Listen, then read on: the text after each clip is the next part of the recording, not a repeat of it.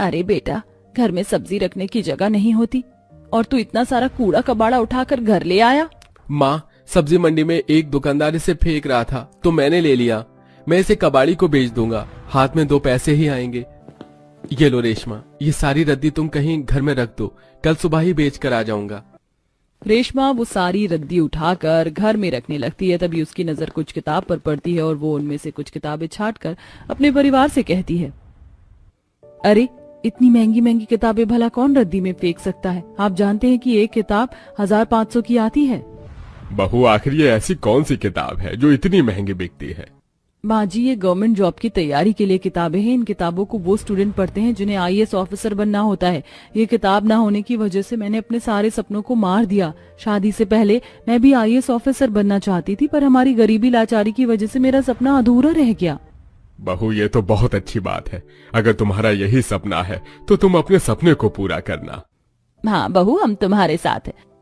हम सब्जियां बेचकर अपनी बहू को आईएएस ऑफिसर की तैयारी करवाएंगे। अब तुम्हारे पास किताबें हैं, तुम आराम से पढ़ सकती हो। बस तुम हमें ये बता दो कि और क्या चाहिए तुम्हें। इतना बोलकर सुमित्रा अपने काम में लग जाती है और रेशमा उन किताबों को खोलकर देखने लगती है। अब इसी तरह कुछ दिन बीत जाते हैं और रेशमा अपनी सास के साथ बाहर बैठकर पढ़ाई करती है और ये देखकर उसकी अमीर पड़ोसन, अरे सुमित्रा सब्जी बेचने के साथ साथ अपनी बहू के हाथ में किताब क्यों पकड़ा रही है? अरे उसे भी सिखा सब्जियां कैसे तौली जाती है। भला इस उम्र में बहू को पढ़ाकर क्या दिखाना चाहती है? बहन, मेरी बहू आईएएस ऑफिसर बनना चाहती है और मैं तो बस अपनी बहू का सपना पूरा करना चाहती हूँ। और जब मैं हूँ सब्जी बेचने के लिए तो मेरी बहू को क्या जरूरत है सब्जी तौलने की? बुरा मत मानना बहन, पर इंसान की जितनी चादर हो उतना ही पैर फैलाना चाहिए। कभी भी गरीब इंसान आईएएस ऑफिसर नहीं बन सकता। आईएएस ऑफिसर तो मेरी बहू ही बनेगी। ये तुम्हारी गलतफहमी है शांति बहन। देखना, मेरी बहू आईएएस ऑफिसर बनकर ना सिर्फ हमारा बल्कि पूरे गांव का नाम रोशन करेगी। सुमित्रा की ये बातें सुनकर शांति को बहुत गुस्सा आता है और वो घर में जाती है और अपनी बहू को आराम से टीवी देखता देख उसका गुस्सा बढ़ जाता है और वो टीवी बंद कर देती है और अपनी बहू के हाथों में किताब थमाकर उससे कहती है, देख रही है बहू, ये मोटी मोटी महंगी महंगी किताबें, ये किताबें मैंने इसलिए खरीदी थी ताकि मैं अपने बच्चों को पढ़ा लिखा सकूं। पर भगवान ने तो मुझे बेटी ही नहीं दी और बेटे ने भी अपने मन की इसीलिए अब तू मेरा सपना पूरा करेगी। मैं चाहती हूँ कि हमारे घर से कोई तो हो जो आईएएस ऑफिसर बने और तू इतनी पढ़ी लिखी है, तू इस ऑफिसर की तैयारी कर। पर माँ जी, मैंने आपको पहले ही बोला था, अब मेरा पढ़ाई में बिल्कुल भी मन नहीं लगता। मुझे नहीं करनी पढ़ाई। मन नहीं लगता तो मन लगा बहू। तुझे मेरा सपना पूरा करना है और इस गरीब सुमित्रा को दिखाना है कि आईएएस ऑफिसर गरीब की बहू नहीं बल्कि अमीर की बहू बनेगी। शांति जबरदस्ती अपनी बहू को आईएएस ऑफिसर की पढ़ाई करने को बोलती है। समय यूं ही बीतता है और एक दिन, माँ, आज जब मैं सब्जी बेच रहा था तो मेरे ठेले पर कुछ स्टूडेंट्स आए थे और वो ट्यूशन की बात कर रहे थे। हम भी तो अपने रेशमा को ट्यूशन नहीं भेजते तो फिर वो एग्जाम कैसे पास करेगी? साहिल जी, मुझे ट्यूशन की जरूरत नहीं है और आप लोग सब्जियां बेचकर मेरे पीछे इतने पैसे नहीं खर्च कर सकते हैं। इसलिए मैंने सोचा है कि मैं सेल्फ स्टडी करूंगी और इंसान सेल्फ स्टडी से भी बहुत कुछ कर सकता है। और अब तो फोन नाम की भी चीज है। अगर आपको मेरे लिए कुछ करना है तो मुझे एक स्मार्टफोन दिला दीजिए ताकि मैं यूट्यूब से पढ़ाई कर सकूं। रेशमा का ससुराल काफी गरीब था। वो लोग सब्जियां बेचकर जैसे तैसे अपनी रोजी रोटी कमा रहे थे। इसी बीच उन्हें फोन की बहुत ज्यादा जरूरत थी। इसलिए अब सुबह से शाम तक न सिर्फ साहिल और रेशमा के ससुर फेरी लगाते बल्कि रात को बाजार में भी सब्जियां बेचते हैं। तो वहीं घर के बाहर सुमित्रा भी सब्जियां बेचती है। माँ जी, आप सुबह से शाम तक बस यहाँ बैठकर सब्जियां बेचती हैं। आप थोड़ा सा आराम कर लीजिए और अंदर आकर खाना खा लीजिए। सब्जियां मैं बेच लूंगी। नहीं बहू, हम तेरे फोन के लिए कम से कम 10,000-15,000 रुपए जमा करने हैं और वो तभी तो होगा जब हम दिन रात सब्जियां बेचेंगे। तू जाकर पढ़ाई कर। 2 दिन बाद फॉर्म निकलने वाले, फिर तू मेरे साथ दुकान पर चलना, हम तेरा फॉर्म भरवा कर आएंगे। इस तरह सुमित्रा और उसका पूरा परिवार दिन रात सब्जियां बेचकर एक एक पैसा जोड़ता है और रेशमा के लिए 10,000 का सेकंड हैंड फोन खरीदता है, जिसकी मदद से अब रेशमा की पढ़ाई और आसान हो जाती है। और 2 दिन बाद सुमित्रा रेशमा के साथ साइबर कैफे जाती है और वहां से फॉर्म भरवा के जब घर आने लगती है तो रास्ते में शांति और उसकी बहू मिलती है, जो गरीब सास बहू का मजाक बनाती है। वैसे खाने के लिए तुम्हारे पास पैसे नहीं है, पर बहू की पढ़ाई पर सही पैसा लुटा रही हो सब्जी बेचकर। फिर भी देख लेना, तुम्हारी बहू कुछ नहीं कर पाएगी और एक दिन तुम्हारी तरह ही सब्जियां बेचेगी। माँ जी, रहने दीजिए ना, क्यों गरीबों के मुंह लग रही हैं। वक्त इन्हें इनकी सही औकात दिखा देगा। अमीर सास बहू की ऐसी बातें सुनकर सुमित्रा और रेशमा को बहुत गुस्सा आता है और वो लोग मुंह बनाकर घर आते हैं। समय यूं ही बीतता है और अब रेशमा पहले से भी ज्यादा मेहनत करनी शुरू कर देती है और वो रात रात भर जाग कर पढ़ाई करती है। ये देख अब सुमित्रा अपनी बहू का साथ देती है। ये ले बहू, मैंने तेरे लिए चाय बना दी है, तू बहुत मेहनत करती है ना, चाय पीकर तुझे अच्छा लगेगा। माँ जी, मेरे साथ आपको जागने की क्या जरूरत थी? वैसे भी आप सुबह 5 बजे उठकर पापा जी को और साहिल जी को मंडी जाने के लिए उठाती हैं, फिर उनकी रेडी तैयार करती हैं, फिर खुद सब्जियां बेचती हैं और आप मेरे साथ अब सारी रात जग कर मेरी पढ़ाई में मदद करवाएंगी तो आप थक जाएंगी। बहू, ऐसे ही कोई ऑफिसर नहीं बन जाता, एक के पीछे उसके पूरे परिवार का हाथ होता है। सुमित्रा हर कदम कदम पर अपनी बहू का साथ देती है तो वहीं शांति भी अपनी बहू को पढ़ाई के लिए फोर्स कर रही होती है, पर कोमल का पढ़ाई पर जरा भी मन नहीं लगता। ऐसे ही एक रात जब शांति अपनी बहू को पढ़ने के लिए बोलने उसके कमरे में आती है। बहू, अभी तो रात के सिर्फ 10 बज रहे हैं, वैसे तो तू 1 बजे तक फोन चलाती है, उठकर थोड़ी पढ़ाई कर ले, बहुत जल्द पेपर आने वाले हैं। माँ जी, मैं इंसान हूँ, थक गई हूँ, हर समय पढ़ाई करती रहती हूँ, आप फिक्र मत कीजिए, मैं एग्जाम पास कर लूंगी। ठीक है बहू, अगर ऐसा है तो तू थोड़ा और आराम कर ले, मुझे तुझ पर पूरा भरोसा है। शांति अपनी बहू पर विश्वास करके उसे सोने देती है और खुद भी सोने के लिए चली जाती है। समय यूं ही गुजरता है और एग्जाम का दिन पास आ जाता है और एग्जाम से एक दिन पहले, अरे ये गाय कहाँ से आ गई, इसने तो मेरी सारी सब्जियां नाले में गिरा दी, कितना नुकसान कर दिया इसने मेरा, भाग यहाँ से। बड़ी मुश्किल से सुमित्रा गाय को भगाती है और वो देखती कि उसकी सारी सब्जियां नाली में गिर चुकी हैं, जिस वजह से वो काफी दुखी हो जाती है। और शाम को जब उसके पति और बेटे घर आते हैं, मैंने सोचा था मैं जो सब्जी बेचूंगी वो पैसे बहू को किराए के लिए दे दूंगी ताकि वो एग्जाम देकर आ पाए, पर गाय ने मेरा बहुत नुकसान कर दिया। अब कल आप मंडी कौन से पैसे लेकर जाएंगे अगर आपने अपने पैसे बहू को किराए के लिए दे दिए तो?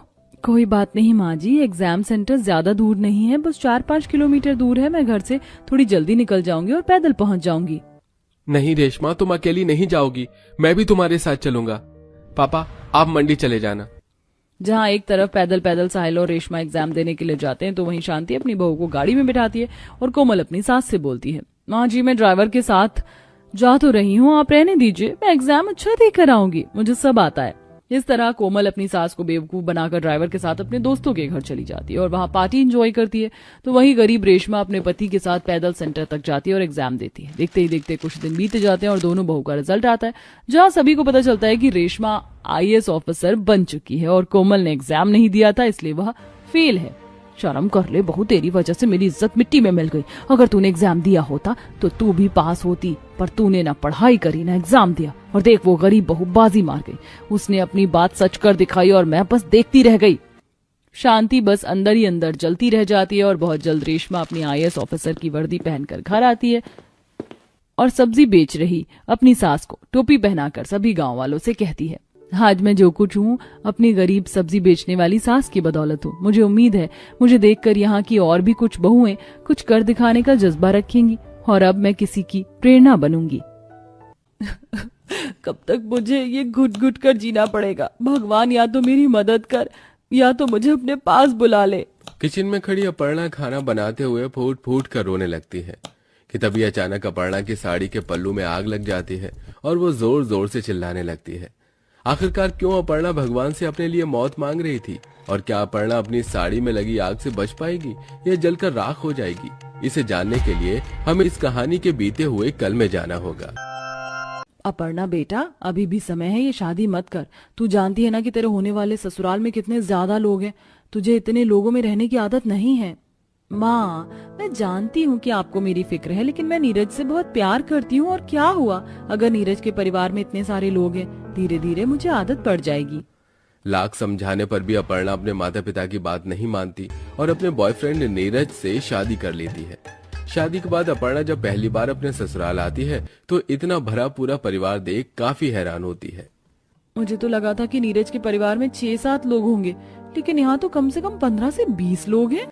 ऐसे ही शादी का दिन गुजरता है और आज अपर्णा की पहली रसोई की रस्म होती है। बहू, मेरे लिए तो तुम मूंग दाल की खिचड़ी और हलवा बना देना। मैं तो भाभी के हाथ के छोले भटूरे खाऊंगा। और मैं पनीर पराठा।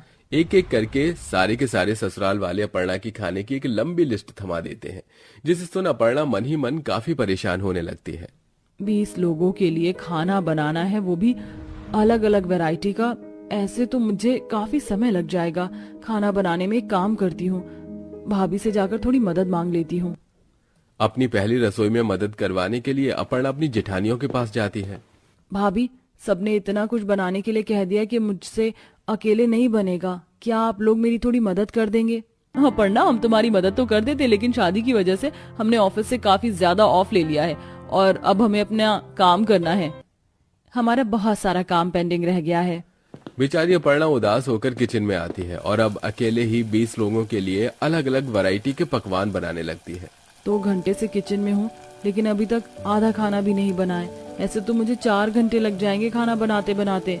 अपर्णा जैसे तैसे करके जल्दी जल्दी हाथ पैर चलाती है और पहली रसोई का सारा खाना तैयार कर देती है। अपर्णा के हाथ का खाना उसके सभी ससुराल वालों को काफी पसंद आता है। अपर्णा बहू, नीरज तो बिल्कुल सही कहता था कि तू बहुत अच्छा खाना बनाती है। सच में मजा आ गया तेरे हाथों का खाना खाकर। और मैं तो कह रही हूँ कि अब से खाना बनाने की जिम्मेदारी अपर्णा बहू को ही दे दो। अपने ससुराल वालों को अपने खाने की और तारीफ करता देख अपर्णा काफी खुश होती है और ऐसे ही शादी का दिन गुजर जाता है। सारा काम खत्म कर अपर्णा सोने चली जाती है। अभी सुबह के 4 बज रहे होते हैं कि तभी अचानक अपर्णा के रूम में दरवाजे पर खटखट होती है। अपर्णा जैसे ही कमरे का दरवाजा खोलती है तो उसके सामने उसकी जेठानी और नंद खड़ी होती हैं। रिया भाभी, आप दोनों इस वक्त, अभी तो सुबह के 4 बज रहे हैं। भाभी, हम वही तो आपको बता रहे हैं कि सुबह के 4 बज गए और आप अभी तक सो रही हैं। आपने अभी तक खाने की तैयारी नहीं की, सब लोग उठने ही वाले हैं। लेकिन सुबह 4 बजे खाना कौन खाता है? तुम्हें पता नहीं कि घर में सभी जॉब वाले हैं, किसी को जॉब पर जाना होता है तो किसी को कोचिंग सेंटर। अब हम सब तो सुबह काम की तैयारी के साथ साथ खाना तो नहीं बना सकते ना, इसलिए जाओ और जल्दी से खाने की तैयारी करो। अपनी नंद जेठानी की बात को सुनकर अपर्णा जल्दी से किचन में सबके लिए चाय, नाश्ता और टिफिन तैयार करने लगती है। अरे भाभी, मेरा नाश्ता तैयार हुआ कि नहीं? मुझे क्रिकेट प्रैक्टिस के लिए लेट हो रहा है। अपर्णा, मेरी चाय कहाँ है? जल्दी लाओ। भैया, आपकी चाय और सोहम तुम्हारा नाश्ता। अपर्णा बहू, कब से कह रही हूँ कि मेरा दलिया लिया, मुझे दवाई खानी है। समय पर दवाई नहीं खाऊंगी तो सारा शरीर दुखने लगेगा। मेरा भी नाश्ता अभी तक नहीं आया, मुझे खेतों पर भी जाना है। अपर्णा भागती हुई किचन में जाती है और चाय बनाने लगती है कि तभी अचानक जल्दबाजी के चक्कर में अपर्णा की उंगली गर्म गर्म तवे से जल जाती है। मेरी उंगली कितना जल रही है। अभी तो इस पर दवाई लगाने का भी टाइम नहीं है। पहले सभी को नाश्ता और उनका लंच दे देती हूँ। अपर्णा घर की बहू बनकर आई थी, लेकिन 20 लोगों के ससुराल में 2 दिन के अंदर ही घर की बहू रानी नौकरानी बन चुकी थी। चलो, सब लोग चले गए, अब मैं आराम कर लेती हूँ। अपर्णा जैसे ही आराम करने के लिए अपने कमरे में जाने लगती है कि तभी अपर्णा के सास ससुर खेत से आ जाते हैं। अपर्णा बहू, बहुत जोरों की भूख लग रही है, जल्दी से खाना लगा दे। लेकिन माँ जी, मुझे लगा कि आप लोग अब शाम को ही आएंगे, इसलिए मैंने खाना नहीं बनाया। हमारे पास 1 घंटा है, तू जाकर जल्दी से कुछ बना कर लिया। सास ससुर को खाना देकर अपर्णा थोड़ी देर बैठती है कि तभी अपर्णा की नंद और देवर अपने अपने क्लास से आ जाते हैं। भाभी, बहुत जोरों की भूख लग रही है, मेरे लिए चीज सैंडविच और व्हाइट सॉस पास्ता बना देना। सुबह 4 बजे की उठी अपर्णा रात के 1 बजे तक भी चैन से 2 मिनट बैठ नहीं पाती और मुश्किल से 2-3 घंटे की नींद लेकर अपर्णा फिर से सुबह 4 बजे उठ जाती है। सारा शरीर दर्द कर रहा है, आंखों में नींद भी भरी हुई है। बनाने वाली 1 बहू और खाने वाले 20 लोग, इसके बावजूद भी एक भी घर का सदस्य अपर्णा की खाना और नाश्ते बनाने में जरा भी मदद नहीं करता था। खाना बनाने के साथ साथ घर के काम की जिम्मेदारी भी अपर्णा पर आ चुकी थी। रिया, मेरी तबीयत मुझे कुछ ठीक नहीं लग रही है। क्या आज रात तुम खाना बनाने में मेरी थोड़ी मदद कर दोगी? मैंने सब्जी बना दी है, सिर्फ रोटियां ही बनानी है। भाभी, आपको दिखाई नहीं देता हम अभी थक कर आए? अगर आपके होते हुए भी हमें बाहर के काम के साथ साथ घर के काम भी करने होंगे तो आपके रहने का क्या ही फायदा? अपर्णा बेचारी उदासी भरे चेहरे से किचन में जाती है और फिर से अकेले ही सभी लोगों के लिए खाना बनाने लगती है। इस 1 महीने में अपर्णा की हालत काफी ज्यादा खराब हो गई थी। अपर्णा का आधे से ज्यादा दिन किचन में सभी के लिए खाना बनाने में नहीं निकल जाता था, जिसके चलते अब अक्सर अपर्णा से खाना बनाने में काफी गलती होने लगी थी। अपर्णा, ये कैसी सब्जी बनाई है तुमने? बिल्कुल भी नमक नहीं है। शादी से पहले तो तुम इतना अच्छा खाना बनाती थी, अब क्या हो गया तुम्हें? चाची, आपने मेरी चॉकलेट शेक में भी कितनी चीनी डाल दी है, मुझे नहीं पीना ये। बहू, हम कौन सा तुझसे बाहर के काम करवा रहे हैं जो तू घर में रहकर भी हम सबके लिए ढंग का खाना नहीं बना पा रही है। सभी अपर्णा की हालत को समझने की बजाय उसे ही ताने देते रहते हैं। ऐसे ही समय गुजरता है।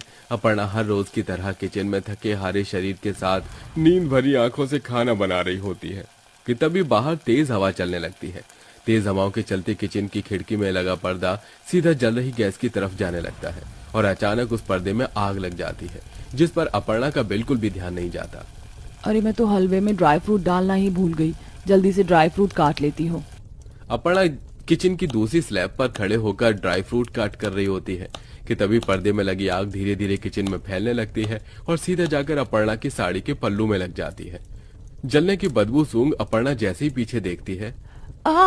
बचाओ मुझे, बचाओ, आग लग गई है किचन में। अपर्णा की चिल्लाने की आवाज को सुनकर हॉल में बैठे सभी लोग किचन में भागे भागे आते हैं। हे भगवान, ये क्या? नीरज जल्दी से पानी लेकर आता है और अपर्णा की जलती हुई साड़ी के पल्लू पर पानी डालकर आग बुझा देता है। वहीं घर के बाकी लोग भी किचन में लगी आग को बुझा देते हैं। इतना सब कुछ होने के बावजूद भी अपर्णा के ससुराल वाले उसका हाल पूछने के बजाय उसे ही ताने देते हैं। अपर्णा बहू, तेरा ध्यान कहाँ था? अगर हम लोग नहीं आते तो पता भी है क्या हो सकता था। जलकर मर जाती तू और सभी को लगता कि हमने अपनी बहू को जला कर मार दिया। इतनी भी लापरवाह होना सही नहीं है। अपनी सास की ऐसी बातें सुन अब अपर्णा अपने दुख को अपने अंदर और नहीं रख पाती। सारी मेरी ही तो गलती है जो मैं सुबह 4 बजे से उठकर रात के 12 बजे तक आप सभी के लिए खाना बनाती हूँ, आपका काम करती हूँ, नौकरानी की तरह आपके इशारों पर नाचती हूँ। आप तो मुझे बहू बनाकर लाए थे ना, लेकिन मैं कब नौकरानी बन गई मुझे पता ही नहीं चला। सभी को सिर्फ अपना काम दिखता है, कभी किसी को मेरी मेहनत नजर नहीं आती। क्या हुआ अगर मैं बाहर जॉब नहीं करती? घर में जितना काम आप मुझसे करवा रहे ना, उतना तो आप लोगों ने अपनी जिंदगी भर में नहीं किया होगा। किसी से नहीं होता कि आकर मेरी थोड़ी सी मदद कर दे। सभी को बस अपना काम दिखाई देता है। हाँ, जो मेरे साथ हादसा हुआ ना, उसके जिम्मेदार भी आप लोग हैं। और देखना, एक दिन ऐसे ही किसी हादसे में जलकर मर जाऊंगी, सिर्फ आप लोगों की वजह से। अपर्णा की ऐसी बातें सुनकर सभी घर वालों का शर्मिंदगी से सिर झुक जाता है और उन सभी को अपनी गलती का एहसास होता है। हमें माफ कर दो अपर्णा, हमें नहीं पता था कि हमारी वजह से तुम्हें इतनी परेशानी हो रही है। हम तो बस तुम पर हुक्म चलाए जा रहे थे। लेकिन अपर्णा बहू, अब तो फिक्र मत कर। अब से मैं सभी लोगों से घर के काम के साथ साथ किचन के काम भी बांट दूंगी। अब तुझे हमारी तरफ से कोई परेशानी नहीं होगी। सोमलता अपनी बहू बेटियों में किचन के थोड़े थोड़े कामों को बांट देती है। वहीं घर के काम भी बाकी सब लोगों में बंट जाते हैं, जिसके चलते अब अपर्णा पर ना ही घर के काम का दबाव होता है और ना ही रसोई का। और अब खाने वाले भी 20 लोग थे और बनाने वाले भी 20 लोग होते हैं। एक ऐसा स्वाद जो दुनिया में कहीं और नहीं मिलता। माँ के प्यार से भरपूर जो पेट और दिल दोनों को भरे, गरम गरम हो जब वो थाली में आए, इसके बिना खाना जैसे अधूरा रह जाए। नंबर 1 बिरयानी, नंबर 2 माँ के हाथ की रोटी, नंबर 3 पास्ता या नंबर 4 बर्गर।